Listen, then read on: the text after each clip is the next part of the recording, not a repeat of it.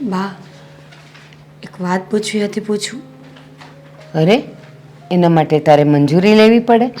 બોલ ને બેટા, તારે કંઈક લગ્ન માટે કંઈક ઘટે છે? તારે કંઈક બીજું લેવું છે? ના ના બા, એવી વાત નથી. તો પણ હું તો બીજું જ કંઈક વિચારી રહી છું. શું થયું? બોલ. બા, તમે વ્યવહાર તો કરી નાખ્યો. હું માનું છું કે લોકો સારા છે, પૈસે ટકે પણ સારું છે એ લોકોના ઘરમાં, પણ ભવિષ્યમાં સારું રહેશે એની શું ખાતરી? બેટા, માણા ગરીબ હોય કે અમીર હોય, ભવિષ્ય કોણે જોયું છે?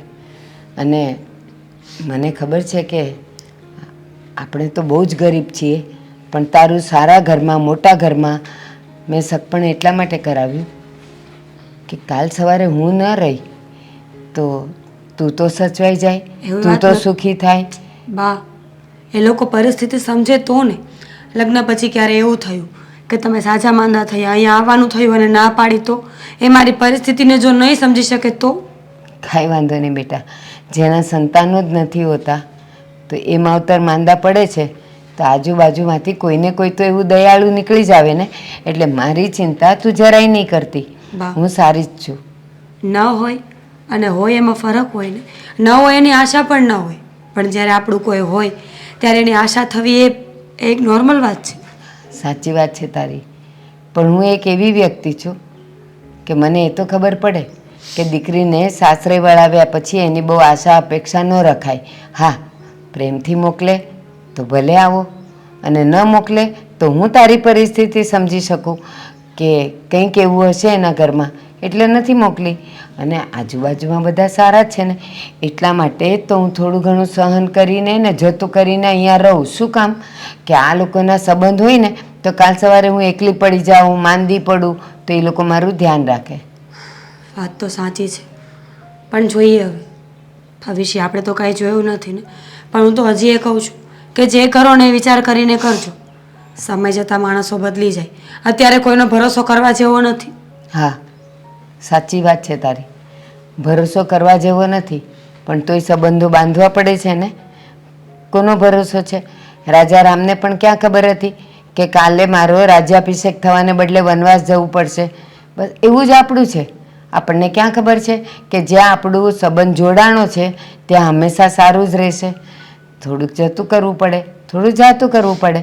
અને ત્યાં હોય ને અને કાલ સવારે તારે નાનું બાળક થવાનું હોય ને તો મારે ઉપાધિ તો નહીં, ત્યાં તું સચવાઈ જાય. વાત તો સાચી છે બા. તમારા ફેસલા પર મને શંકા નથી. બસ થોડી ઘણી વાત કરવી હતી એ મેં અત્યારે કરી લીધી છે. કંઈ વાંધો નહીં, જોઈએ હવે એ લોકો કેવા છે કેવા નહીં એ તો આગળ જતાં ખબર પડશે ને. હા, અને એમનો ફોન આવી ગયો છે શું? કે એકવાર તમે આવીને મળી જાઓ. એટલે મારે એમને મળવા જવું પડશે. કદાચ બની શકે કે આપણે 2 વાર તો લગ્ન પાછા ઠેલ્યા છે તકલીફને લીધે, તો આ વખતે કદાચ એ રોકાશે નહીં. એટલે મારે એ લોકોને તારીખ બી માગે ને તો આપી દેવી પડશે. હું કહી દઈશ કે હા આ વખતે લઈ લો. હા, ખાલી હું એટલું કહીશ કે જો અત્યારે પણ અમારી પરિસ્થિતિ નથી તો આપણે સાદાઈથી લગ્ન કરી નાખીએ. ઠીક છે બા, હે ને? તમે કહેતા હોય વાત ખોટી ન હોય. તમે વાત કરી આવો, જાણી લો કે શું કહે છે, પછી આગળનું આગળ કરીએ. અને રહી વાત આ વસ્તુ સામાનની, તો એ લોકોને કહી દેવાનું કે અમારી પરિસ્થિતિ છે એ પ્રમાણે અમે દીકરીને આપીશું. હા, એ હું કહીશ. અને હવે તને હું પૂછી લઉં કે તારી જે જે વસ્તુઓ ભેગી કરી છે, કપડાં લત્તા તારે લઈ જવાનું બધું, એમાં તારે કાંઈ ઘટે છે હજી? બિલકુલ નહીં બા. જેટલું મેં ઈચ્છ્યું નહોતું ને એના કરતાં પણ 10 ગણું વધારે તમે મને આપ્યું છે. હવે મારે કંઈ નથી જોઈતું. બેટા, ઓલા વાલજીભાઈ મળ્યા હતા. એને ખબર છે ને કે તારા લગ્ન લેવાના છે, તો એ મને પૂછતા હતા કે બા કંઈ તકલીફ પડે ને તો હું બેઠો છું, તમારો ભાઈ, ચિંતા નહીં કરતા. અને પછી પાછા આપવાની એ ઉતાવળ નહીં કરતા. તમારે જ્યારે સગવડ થાય ને ત્યારે તમે દેજો. તો એની પાસેથી થોડા ઘણા રૂપિયા લઈ આવું? ના બા, અત્યારે નહીં. જરૂર પડશે ને તો એ લોકોને ફોન કરીશું. અત્યારે જરૂર નથી તો શું કામ ભેગા કરવા છે? અને આમ પણ આ દેણા કરી આપણે કંઈ રાજા નહીં થઈ જઈએ. આજ નહીં તો કાલે પૈસા પાછા તો આપવાના છે ને. હા, એ તો વાલજીભાઈ સારા જ. અને મેં સારો સંબંધ રાખ્યો છે તો આજે સામેથી પૂછવા આવે છે કે કંઈક તકલીફ હોય તો મને કહેજો, હું તમારી સાથે જ ઊભો છું. ઠીક છે બા, તમે વાત કરી આવો. જાણી લો, પછી આપણે આગળ વાત કરીએ. હા બેટા, હું આજે જ જઈ આવું, હે ને?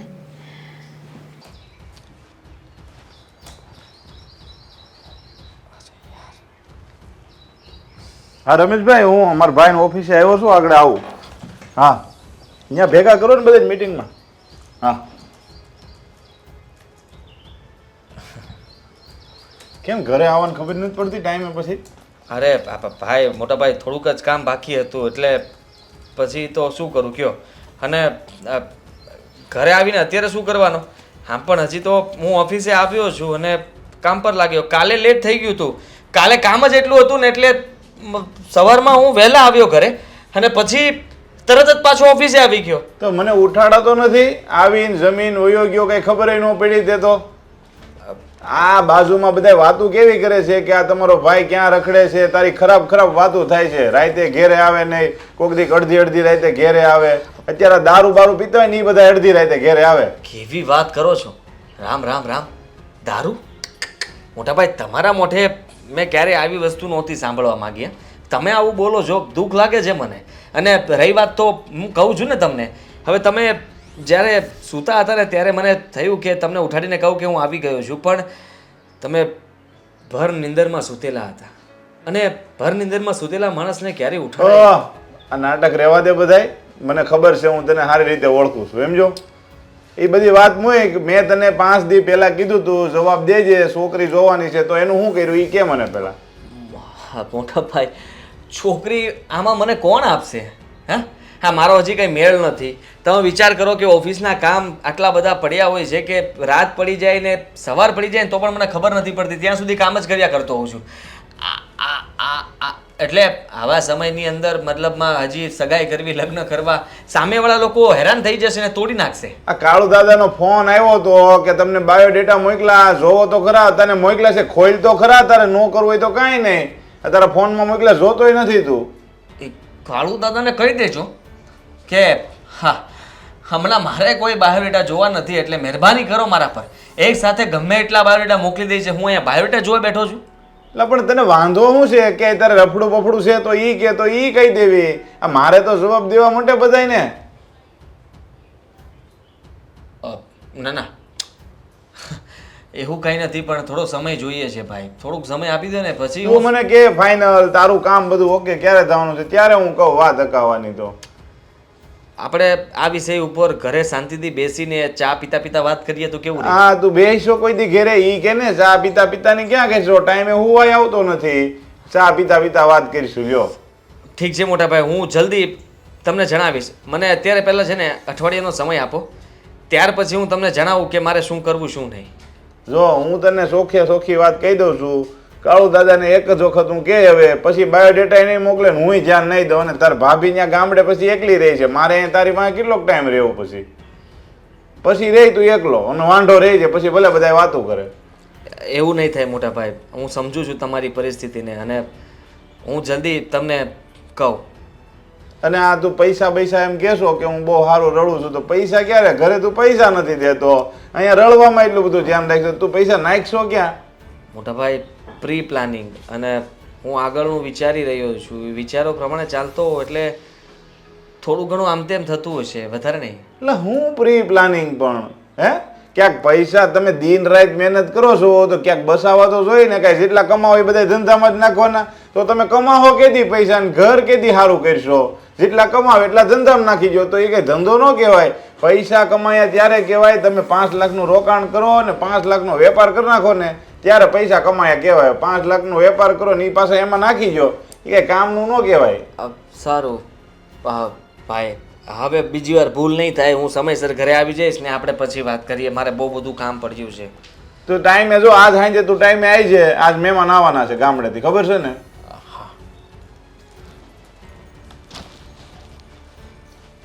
જીવ લેતો છે મોટા ભાઈએ તો. સાચી હકીકત તો કોને જણાવું? મમ્મી, જો અમારા હાહુ આવે છે ને તો નિરાયતે વાત કરજો. એટલે હવે મારો દીકરો અશોક મને શીખવશે કે એની થનાર સાસુ સાથે કેવી રીતે વાત કરવી, એવું જ ને? હવે એવું નથી, પણ તમારો સ્વભાવ એવો છે. જય શ્રી કૃષ્ણ. જય શ્રી કૃષ્ણ, જય શ્રી કૃષ્ણ. બેસો બેસો. બહુ સમય લાગી ગયો વેવાણ.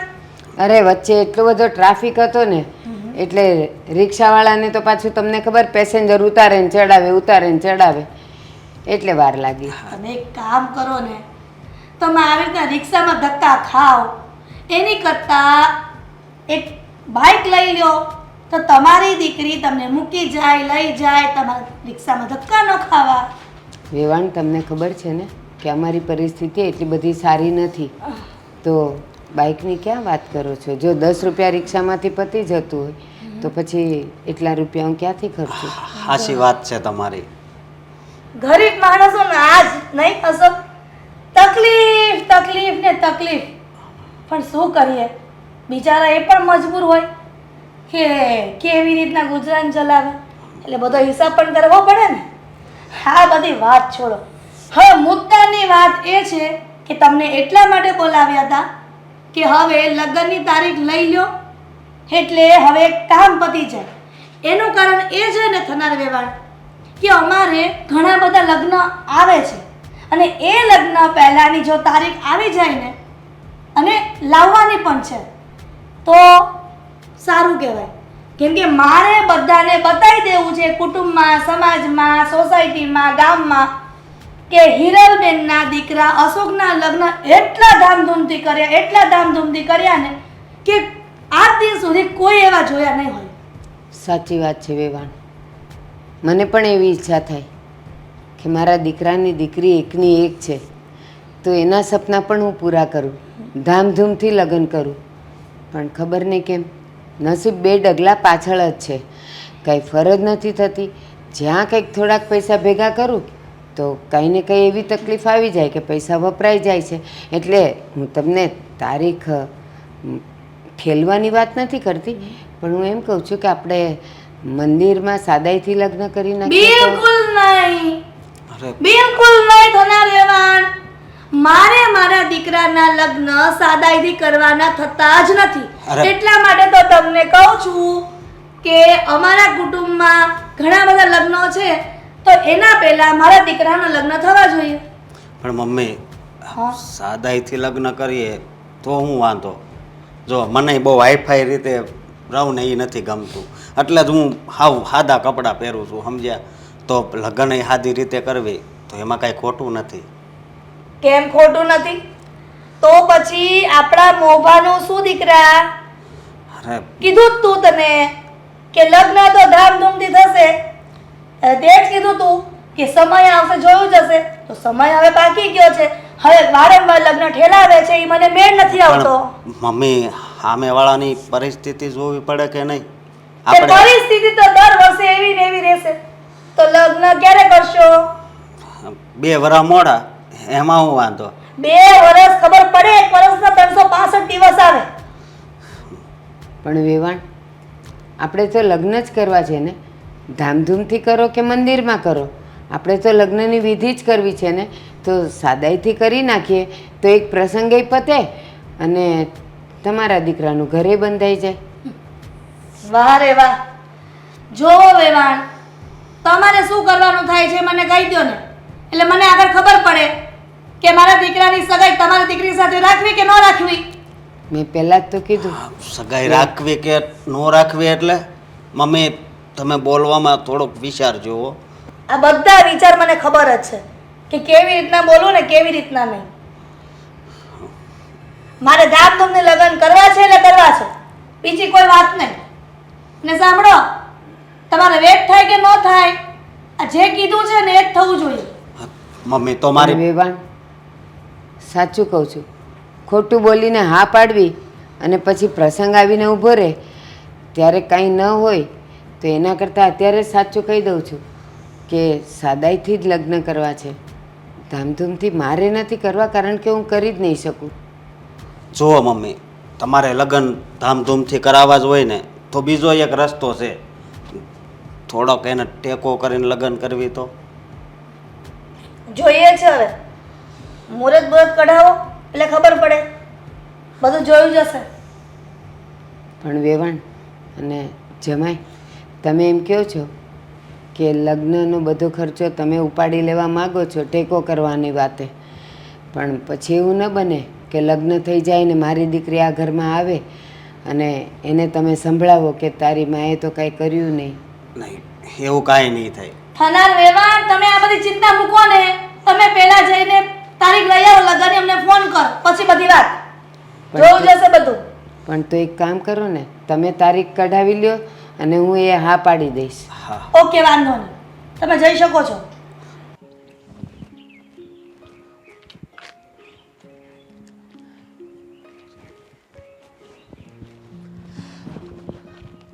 આવ.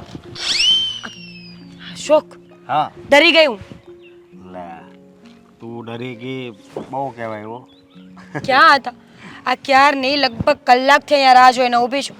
હમણાં આવશે, હમણાં આવશે, હમણાં આવશે. ન તો હું ફોન લઈને આવી હોય કે ફોન કરી શકું. તમને સમયનું ભાન નથી. અરે એમાં એવું છે કે આજ મીટિંગ હતી ને એટલે એ ઘાએ ઘા પૂરી કરીને પછી નીકળ્યો. કોઈ વાંધો નથી. હવે બોલો, શું હતી આપણે વાત કરવાની?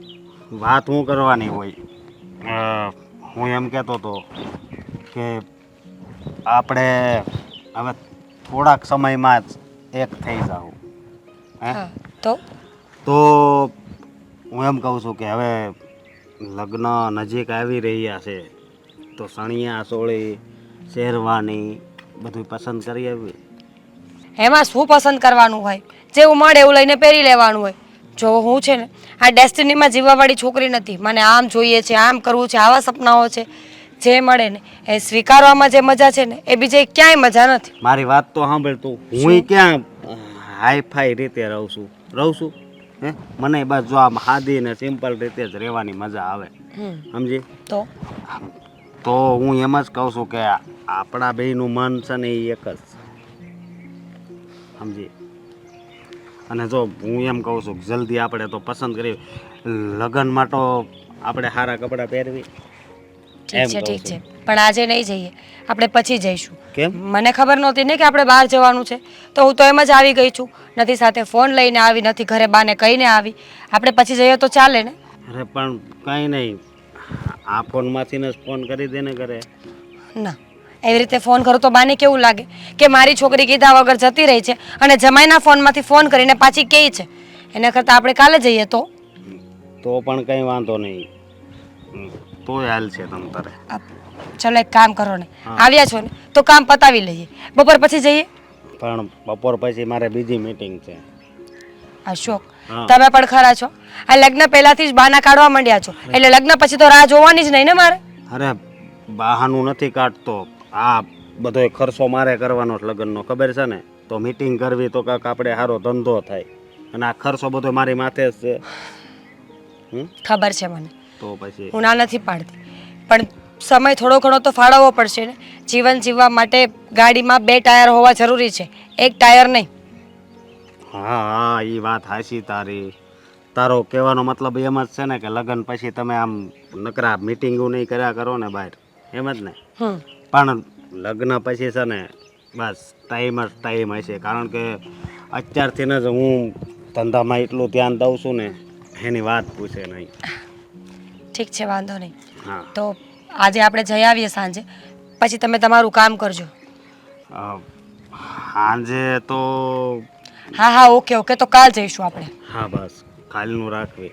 સાંજે છે ને મજા ન આવે ખરીદી કરવાની, સમજી તું? ઠીક છે, એટલા તો માટે કાલે આપણે અહીંયા જ મળીશું, અહીંયાથી સાથે જઈશું. પણ અત્યારે થોડી વાર તો બહાર ક્યાંક જઈએ. અશોક, કહ્યું તો ખરા કે હું ઘરે કીધા વગર આવીશું, અને અત્યારે બહાર જવાની શું જરૂર છે? જો લગ્ન પહેલાં ફરવું રખડવું આ બધું મને પસંદ નથી. આ તો તમે કહ્યું ને કે ખાસ કામ છે, તું આવો મળીને વાત કરીએ, એટલે હું અહીંયા સુધી આવી ગઈ. આની કરતાં તને ફોનમાં કહી દીધું હોત તો વધારે સારું હતું, તો આજે કામ પતી જાત. મને પણ લાગ્યું કે કેટલી ખાસ વાત હશે તો પાસે બોલાવીને કરવાની હશે. પણ એક વાત તો હાચી છે કે આજ ખરીદી કરીશું એની કરતાં કાલ કરીએ ને ખરીદી તો વધારે સારું. કેમ કે કાલ કદાચ આપણે આજ લેવાના છે એની કરતાં સારી વસ્તુ લેવી. હા, બની શકે. તો ઠીક છે, આપણું કાલનું ડન રાખીએ. ચલો ત્યારે હું નીકળું. હા, હાલ હું તારે સોસાયટી સુધી તો મૂકી જાઉં.